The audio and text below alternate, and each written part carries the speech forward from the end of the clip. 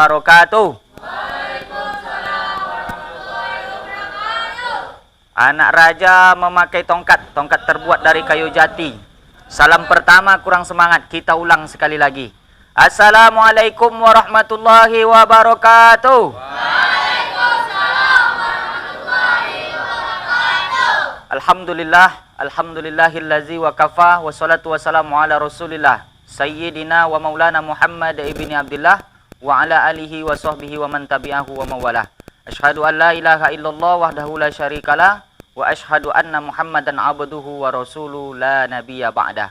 Allahumma salli wa sallim ala sayyidina Muhammad wa ala ali sayyidina Muhammad.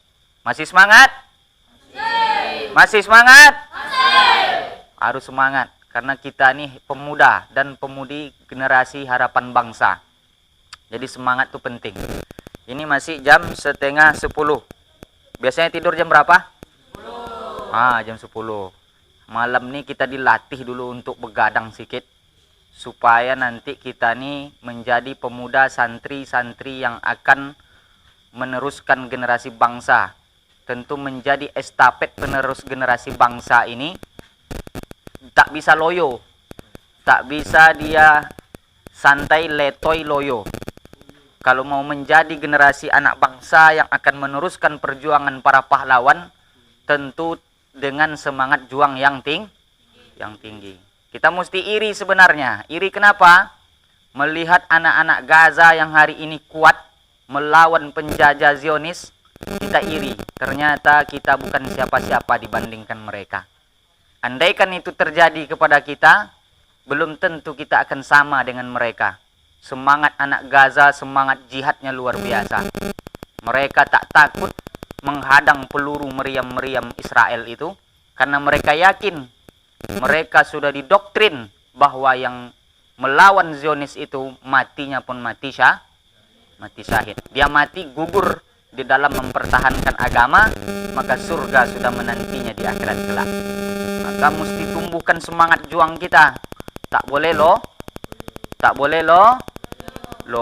tak boleh letoy.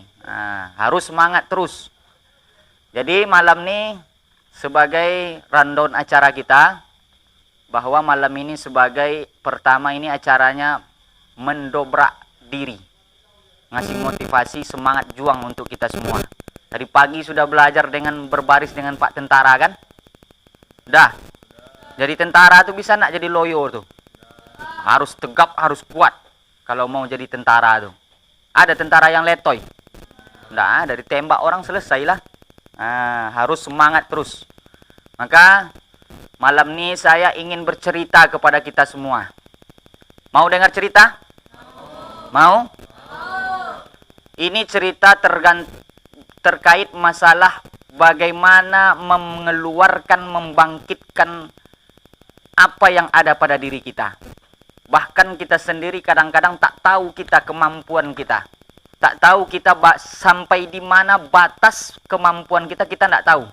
Maka cara mengetahui batas kemampuan kita itu, mesti ada cara. Maka melalui cerita ini nanti, saya cukup bercerita saja. Kalianlah yang mengambil pelajaran dari cerita ini nanti. Jadi dalam cerita ini ada seseorang nyetir mobil. Bawa mobil. Mobil yang dibawanya ini mereknya Avanza. Avanza ini harga mobil yang standar lah ibaratnya kan. Mobil standar. Pergi keluar kota. Berangkat keluar kota melalui jalan tol. Di jalan tol itu kecepatan sungguh sangat luar biasa. Kalau di tol tuh tidak ada orang pelan. Dia mesti kencang terus karena jalannya lurus dan rata. Itu jalan tol. Seperti biasa dia jalan tol menyetir dengan kecepatan maksimal. Maksimal kecepatan mobil Avanza ini yang sering dia bawa tuh 110 km per jam. Itu udah nggak sanggup dia nyetir lagi. Karena kemampuan dia sampai di situ membawa. Kalau kemampuan mobilnya bisa melewati itu, tapi kemampuan penyetirnya ini yang tak kuat. Jadi dia nyetir dengan santai seperti biasa, kecepatan maksimal 110 km per jam. Tak jauh setelah itu, datang dari belakang. Datang dari belakang mobil hitam kencangnya luar biasa, mereknya Lexus. Mobil Lexus itu mobil mahal. Harganya paling murah 600 sampai 700 juta satu mobil. Jadi satu mobil Lexus bisa terbeli 3 Avanza. Coba bandingkan. Jadi kapasitas mesinnya luar biasa. Dia cc-nya tinggi. Jadi dia melaju dari belakang, kencangnya sungguh luar biasa. Tanpa terasa dia menyalip mobil Avanza tadi. Dia nyalip, tentu yang Avanza ini agak terpancing emosinya. Kenapa orang tuh bisa kencang, saya tak bisa kencang? Oh, mobilnya Lexus, boleh diaju. Maka dicobanya lah, digasnya mobilnya, diiringinya mobil tadi. Macam Tom and Jerry. Pernah nengok film Tom and Jerry? Disaingi terus berlari nih. Lexus lawan Avanza.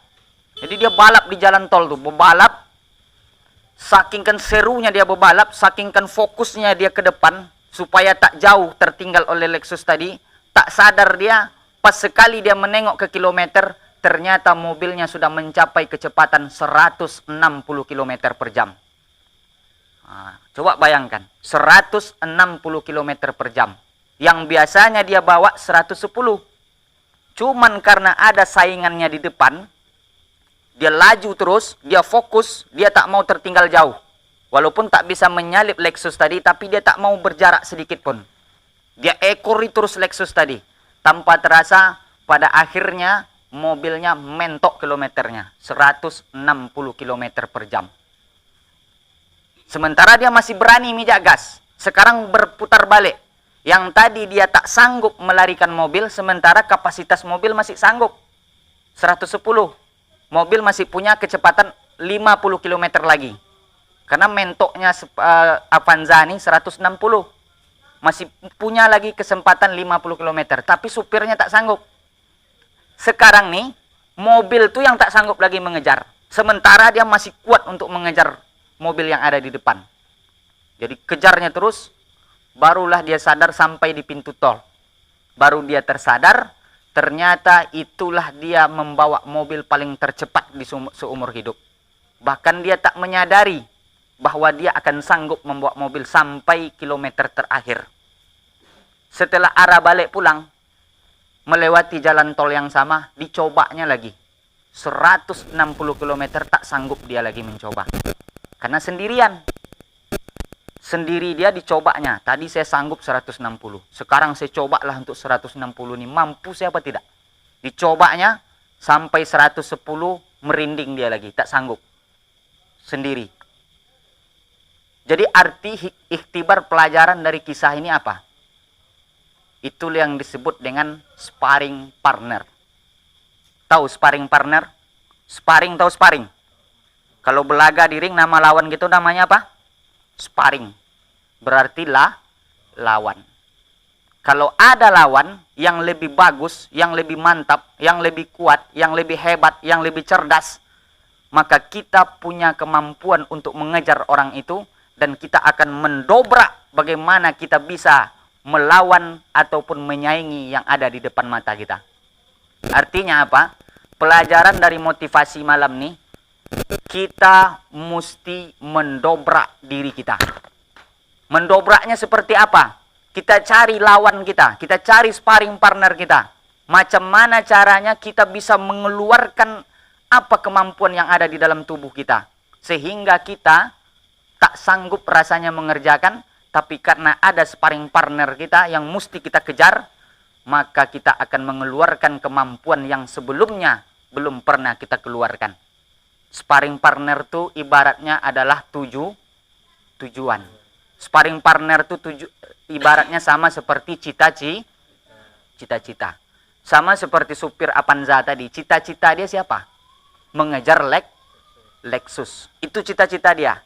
Dan dia gigih, dan dia keluarkan semua kemampuannya, dia keluarkan semua konsentrasinya, supaya bisa mencapai tujuan dia. Tujuan dia satu-satunya adalah mengejar dan mengalahkan mobil Lexus tadi.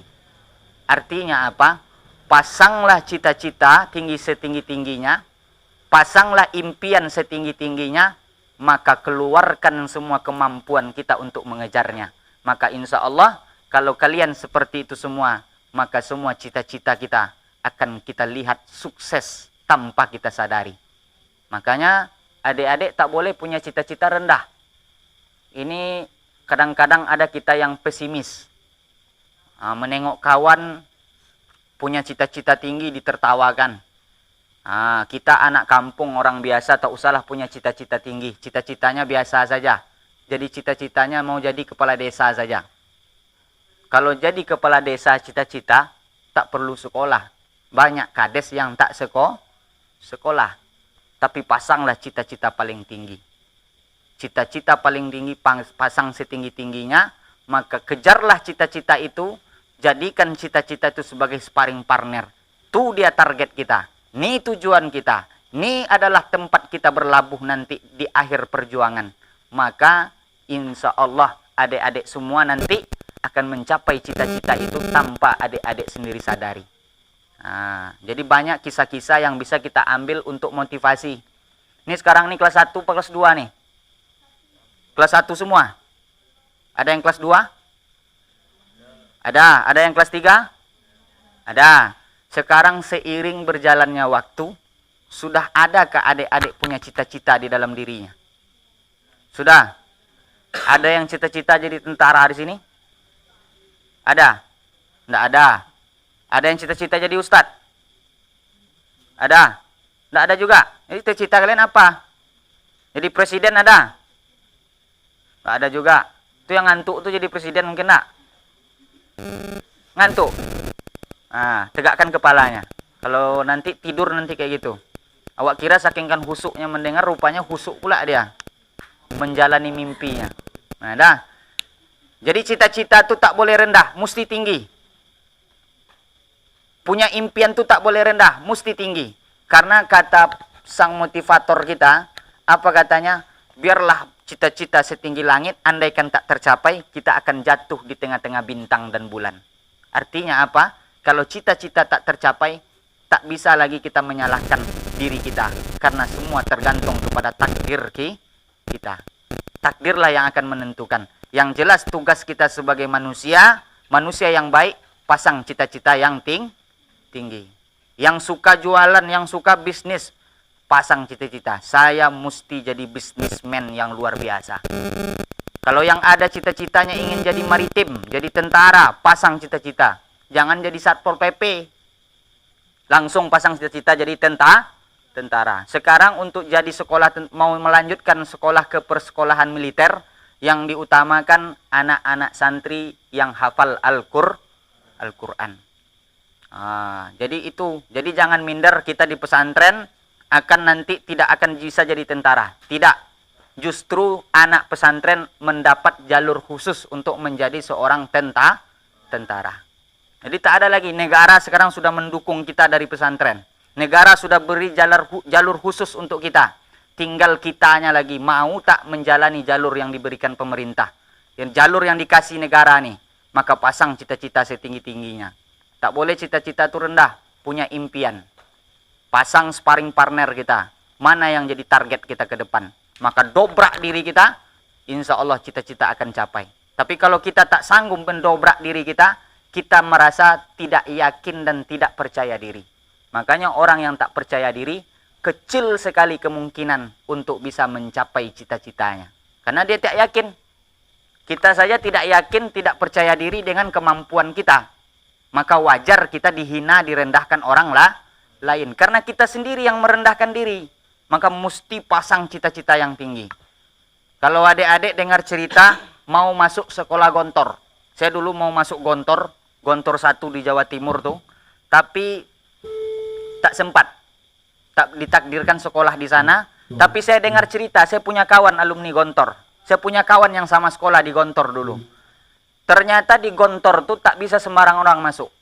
Walaupun orang tuanya kaya, walaupun orang tuanya pejabat, banyak duit, tak bisa masuk pesantren Gontor. Karena yang dicari oleh Gontor bukan orang kaya. Yang dicari oleh Gontor bukan orang yang pejabat. Tapi yang dicari oleh Gontor adalah orang yang sungguh-sungguh belajar.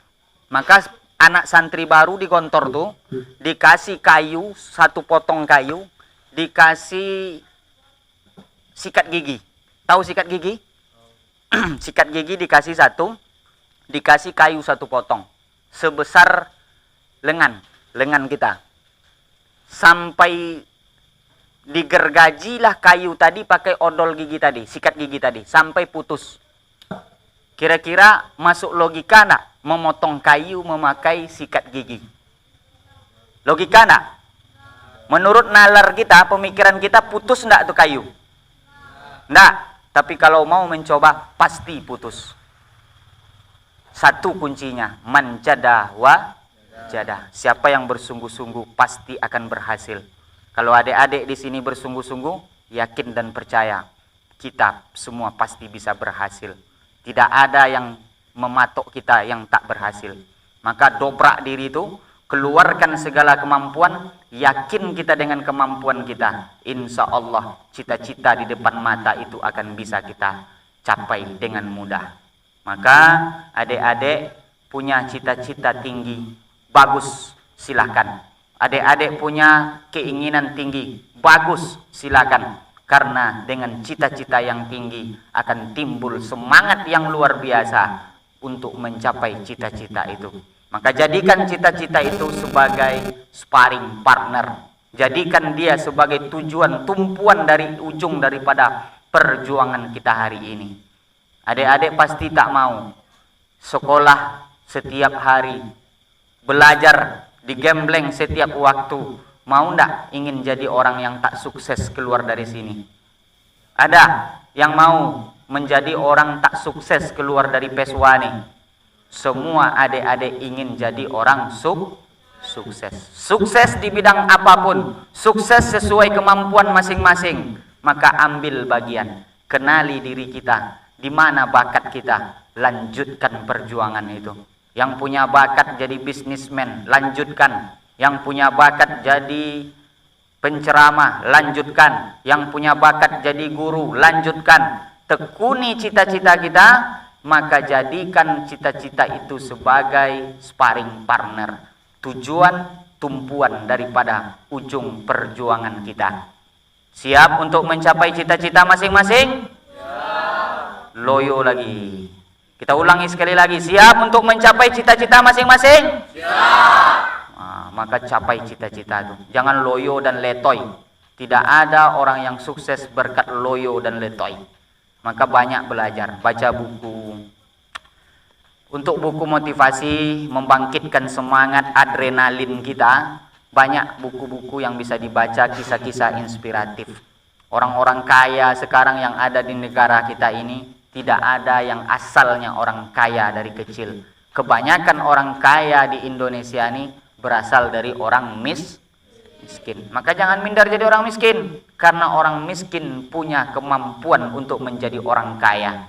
Siapa contoh? Adik-adik jalan-jalan ke Pekanbaru, nanti mampir di mall, apa nama mallnya, Transmart. Siapa yang udah pernah ke Transmart? Coba tunjuk tangan. Oh, udah pernah ke Transmart. Mallnya besar, mewah. Oh, SKA pernah? Yang di depan SKA tuh Living Wall. Di sebelahnya lagi ada Transmart namanya. Transmart tuh tahu yang punya siapa? Transmart tuh yang punya Khairul Tanjung, 10 orang terkaya di Indonesia. Khairul Tanjung tuh orang biasa, orang kampung, orang desa, tapi sekarang menjadi orang 10 terkaya di Indonesia. Gelarnya anak singkong. Makanya ada filmnya Khairul Tanjung, si anak singkong. Kenapa anaknya singkong? Karena saking kan susahnya hidup, saking kan melaratnya orang tuanya, tak sanggup beli beras. Akhirnya makanan sehari-hari singkong rebus. Saking kan susahnya hidup.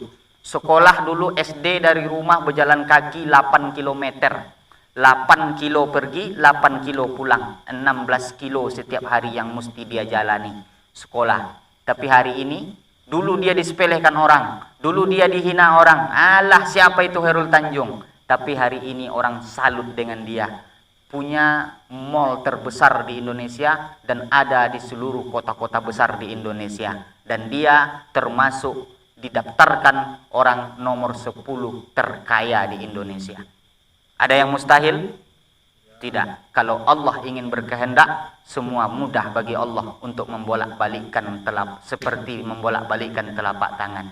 Tapi syaratnya mesti belajar dengan tekun dan memiliki semangat juang yang tinggi. Kalau letoy semua tak akan bisa. Kalau lemah semua tak bisa. Maka dobrak diri kita tuh, apa yang mesti kita buat? Gali kemampuan kita. Apa yang bisa kita lakukan? Aku bisanya begini. Lanjutkan, teruskan, fokus. Insya Allah semua akan bisa kita taklukkan. Rintangan, halangan di depan mata pasti ada. Karena semua halangan dan rintangan itu menjadi duri untuk mencapai cita-cita kita. Maka siapa yang bisa menaklukkan tantangan itu, maka dialah orang-orang yang sukses. Semakin tinggi cita-cita, semakin tinggi angan-angan, semakin tinggi keinginan, maka semakin besar pula halangan dan rintangan yang akan kita hadapi. Maka adik-adik, jangan pernah patah semangat. Jangan pernah putus asa. Di dalam sekolah tentu ujiannya ada. Ujian kadang-kadang terlambat datang kiriman, kadang-kadang terlambat datang uang belanja. Jangan jadikan itu sebagai penyebab bagi kita untuk putus semangat, putus asa. Tapi jadikanlah itu semua sebagai tempat bagi kita untuk meningkatkan semangat kita di masa yang akan datang.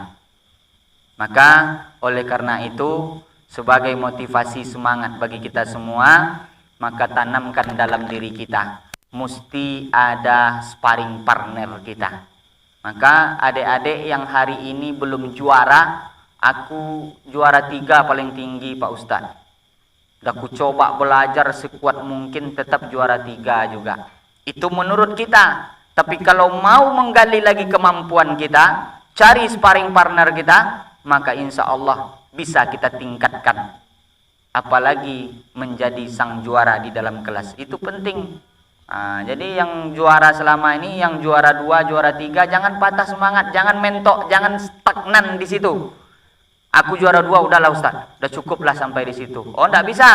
Mesti ditingkatkan lagi.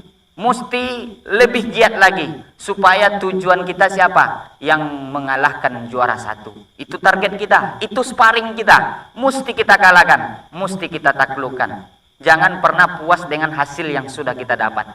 Kadang kelemahan kita di situ. Aku juara 3 udahlah Pak Ustaz, udah cukup lah. Aku juara 3, juara 2 udah cukup. Aku juara 4 cukup. Oh, tidak bisa. Kalau mau jadi orang sukses, yang di depan mata dijadikan sebagai sparring partner.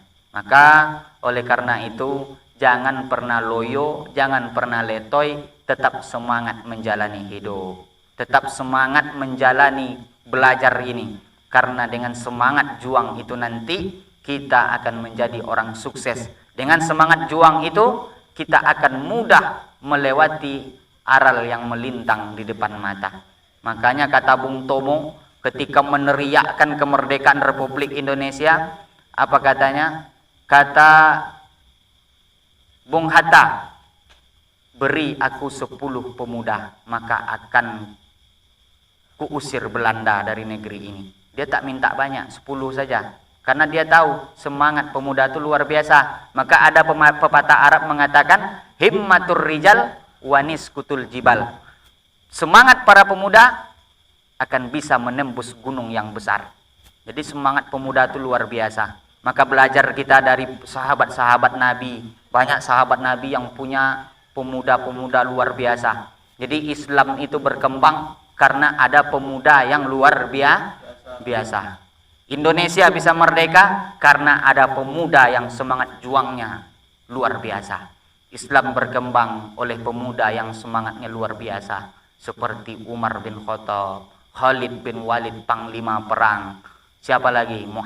Muhammad Al-Fatih yang menaklukkan Konstantinopel yang ada di Turki sekarang. Bisa dia taklukkan, padahal anak muda menjadi panglima perang untuk menaklukkan orang-orang non-muslim. Bisa menang mereka raih karena semangat juang yang tinggi. Kalau semangat juang udah tinggi, maka insya Allah cita-cita di depan mata akan bisa kita taklukkan. Maka kenali diri kita, gali kemampuan dan potensi yang ada. maka keluarkan semua kemampuan dan potensi itu, insya Allah adik-adik akan paham dengan diri sendiri, kita akan percaya diri, kita akan pede, kita akan menjalani hidup ini sesuai dengan kemampuan kita. Maka jangan pernah berputus asa. Islam melarang orang berputus asa. Mesti digali siapa diri kita. Sampai di mana kemampuan potensi kita, kita mesti tahu. Makanya jangan pernah patah semangat. Kalau sudah patah semangat, mustahil kita akan bisa menggali siapa diri kita. Orang tak akan paham dengan diri kita kecuali kita sendiri. Maka gali potensi itu, naikkan semangat. Ini baru jam 10 udah ngantuk semua. Cumananya mau semangat. Jadi kita tarik sebagai kesimpulan bahwa hidup ini mesti ada sparring partner kita. Mesti ada tujuan, mesti ada cita-cita supaya kita bisa mencapai itu semua dengan potensi yang ada pada diri kita. Demikian, salah dan janggal kami banyak-banyak minta maaf, dan mungkin inilah yang perlu kami sampaikan. Mudah-mudahan apa yang Ustadz sampaikan menjadi motivasi bagi adik-adik sehingga besok pagi mentari terbit secerah mungkin, maka semangat juang itu pun juga terbit sesuai secerah mentari yang datang pada pagi besok. Maka semangat terus, maka gali potensi diri terus supaya nanti adik-adik akan mencapai cita kita masing-masing. Insya Allah semua itu akan kita capai hanya dengan semangat juang yang tinggi. Mungkin lemah kemampuan kita, mungkin potensi kita tak bisa mencapai cita-cita itu, tapi dengan semangat juang yang tinggi pasti bisa kita taklukkan. Maka jangan loyo lagi, jangan letoy lagi, tetap semangat. Insya Allah semua adik-adik akan berhasil. Amin ya rabbal alamin. Demikian, wallahumma fiqh ila aqwamit thoriq. Assalamualaikum warahmatullahi wabarakatuh.